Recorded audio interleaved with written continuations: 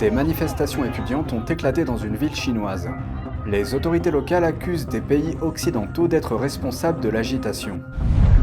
Des exercices navals conjoints débutent entre les États-Unis, la Corée du Sud et le Japon pour la première fois en 5 ans. La monnaie chinoise perd encore de la valeur. Quelle en est la cause? Le régime chinois est-il inquiet? Un analyste financier nous en parle.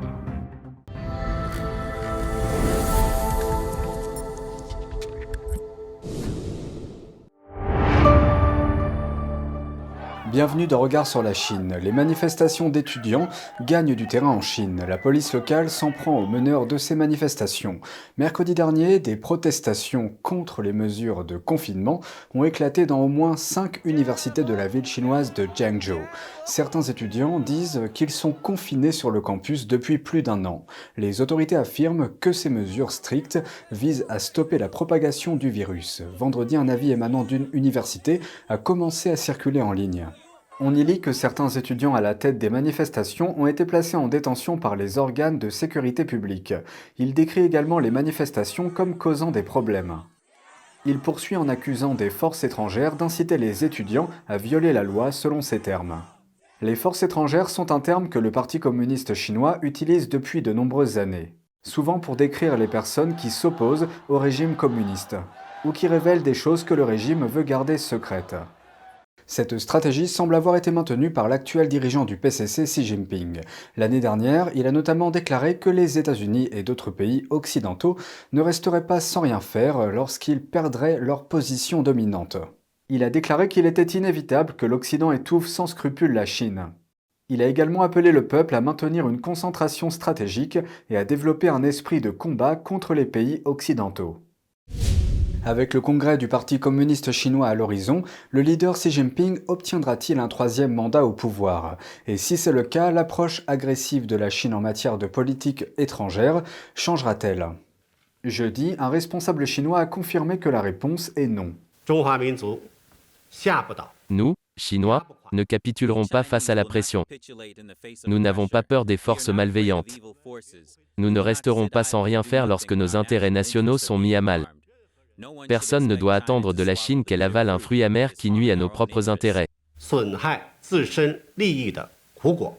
La politique étrangère de Pékin est souvent décrite comme la diplomatie des loups guerriers. Malgré les critiques selon lesquelles elle a été contre-productive, le vice-ministre chinois des Affaires étrangères affirme que les diplomates chinois continueront à la mener. S'exprimant lors d'une conférence de presse, il a déclaré qu'ils allaient surmonter tous les obstacles, faisant principalement référence aux réactions et aux réponses des pays démocratiques. Ce fonctionnaire est considéré comme l'un des principaux candidats au poste de ministre des Affaires étrangères de la Chine, et ce avant un prochain remaniement de la direction. Le Japon mène des efforts pour arranger ses relations avec la Chine. Le 29 septembre marque le 50e anniversaire de l'établissement des liens diplomatiques entre la Chine communiste et le Japon. Voici la suite. Le Premier ministre japonais a appelé jeudi à des relations constructives avec la Chine. Cette remarque intervient alors que les deux pays ont marqué le 50e anniversaire de la normalisation de leurs liens. Actuellement, les relations entre le Japon et la Chine font face à de nombreuses possibilités, mais aussi à des défis et à des questions en suspens. Le 29 septembre 1972, la Chine et le Japon ont signé un communiqué s'engageant à la paix et à l'amitié. Cela faisait suite à la visite historique du président américain Richard Nixon en Chine au début de cette année-là. Dans les années qui ont suivi, le Japon et la Chine sont entrés dans une période de lune de miel. Les investissements et l'aide du Japon se sont portés sur la Chine, tandis que les films d'animation et les séries télévisées réalisées au Japon ont également conquis un grand nombre de fans chinois. Malgré cela, les deux pays restent en désaccord sur les îles contestées de la mer de Chine orientale et sur l'influence militaire et économique croissante de la Chine dans la région. L'ambassadeur de Chine au Japon a déclaré jeudi que les liens diplomatiques entre le Japon et la Chine se trouvaient à un tournant important. Dans le même temps, le Japon considère la Chine comme une menace pour sa sécurité. Pour la contrer, le Japon promeut des cadres de sécurité et de commerce avec les États-Unis et d'autres démocraties. Une enquête menée l'année dernière par un groupe de réflexion japonais a révélé que 90% des Japonais avaient une image négative de la Chine communiste et que près de 70% des citoyens chinois avaient le même sentiment vis-à-vis du Japon. Le Japon et la Chine sont économiquement les pays les plus puissants de la région et ont un impact important sur la sécurité. Les troupes navales de la Corée du Sud, des États-Unis et du Japon lancent des exercices militaires conjoints. Elles ont organisé des exercices anti-sous-marins vendredi pour la première fois en 5 ans. Les exercices ont eu lieu dans les eaux internationales près de la Corée du Sud. La veille, la Corée du Nord avait lancé 2 missiles balistiques juste après que la vice-présidente Kamala Harris a terminé sa visite en Corée du Sud. Dans un communiqué, la marine sud-coréenne a déclaré que les exercices étaient destinés à améliorer leur capacité de réaction. À un moment où la Corée du Nord pose constamment, je cite, des menaces nucléaires et des menaces relatives aux missiles. Les marines américaines et japonaises ont déclaré que les exercices visaient à promouvoir un Indo-Pacifique libre et ouvert. La Corée du Sud n'avait pas effectué d'exercices anti-sous-marins depuis 2017. Cela s'explique par le fait que l'ancien gouvernement du pays a adopté une position plus souple, visant à améliorer les relations avec son voisin du Nord et à aider les pourparlers de dénucléarisation. Mais ces discussions sont au point mort entre les États-Unis et la Corée du Nord depuis 2019. Et pour finir, une intervention sur la monnaie chinoise, le yuan.